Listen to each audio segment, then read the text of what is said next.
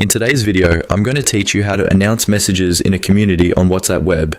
If you manage a WhatsApp community and need to share important updates with everyone in a clear, centralized place, the announcement section is exactly where you want to go.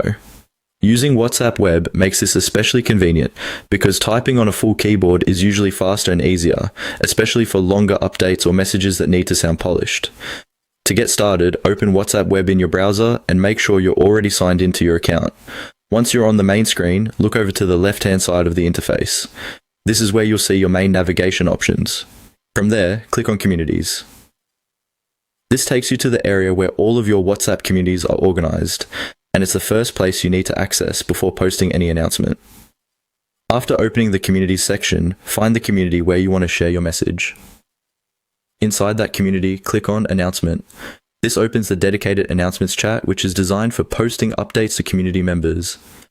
This space is useful for notices, reminders, scheduling changes, event details, or any message that needs to be highlighted for the group. If you're managing multiple conversations inside the same community, this helps keep major updates separated from regular discussion.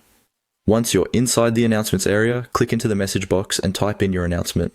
Take a moment to make sure your message is clear, concise, and easy to understand before sending it.